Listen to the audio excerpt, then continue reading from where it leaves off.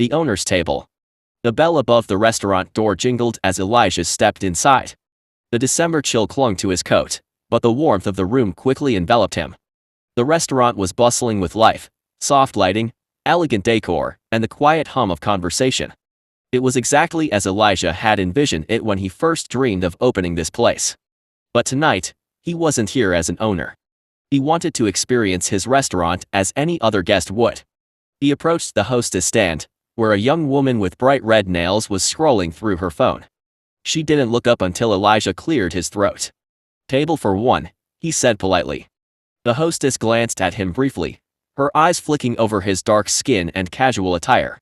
Her lips pursed slightly before she replied, "We're full." Elijah raised an eyebrow and glanced around.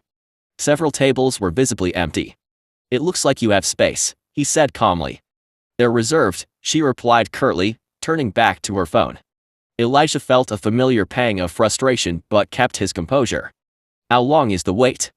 he asked. She sighed dramatically. "An hour. Maybe more."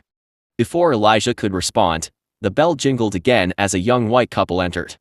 The hostess's demeanor shifted instantly. She straightened her posture and greeted them with a bright smile. "Hi there. Table for two." Elijah watched as she grabbed menus and led them to one of the supposedly reserved tables without hesitation. His jaw tightened, but he said nothing. He had dealt with this kind of treatment before, dismissive glances, assumptions based on his appearance, but tonight it stung more than usual. "I'll wait," he said simply. The hostess rolled her eyes but didn't argue. Elijah sat on one of the leather benches near the entrance, folding his hands in his lap as he observed the room. Servers bustled past him without acknowledgement, their eyes carefully avoiding his. He caught snippets of whispers from staff. "Who is he? Why's he still here?" But pretended not to notice. Nearly an hour passed before anyone approached him again. A middle-aged manager with salt and pepper hair finally walked over, his smile forced and insincere. "Sir," the manager began in an overly polite tone, "I understand you've been waiting for quite some time." Elijah nodded but didn't respond immediately, letting the man squirm under his steady gaze. "Well," the manager continued awkwardly, "as you can see, we're very busy tonight." "And?" Elijah prompted when he trailed off. "And unfortunately," the manager said with a shrug that barely masked his condescension, "we may not be able to accommodate you this evening." Elijah leaned back slightly in his seat before pulling out a set of keys attached to a sleek leather fob embossed with the restaurant's logo. "I'm Elijah Carter," he said calmly but firmly. "Owner of this establishment." The color drained from the manager's face as realization dawned on him. Around them, whispers erupted among staff and patrons alike.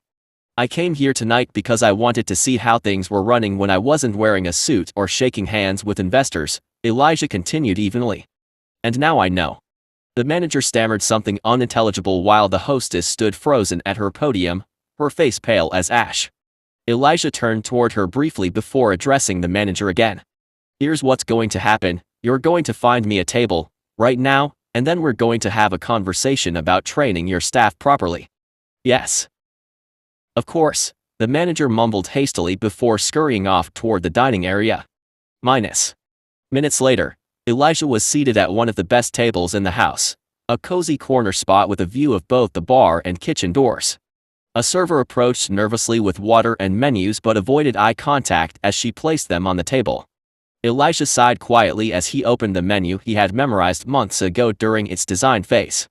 Tonight hadn't gone as planned, not by a long shot, but perhaps it was exactly what needed to happen.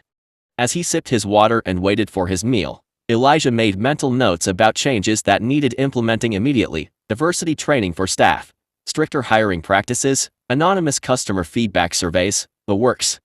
Because if there was one thing Elijah Carter believed in more than anything else, it was this: no one should ever feel unwelcome at his table.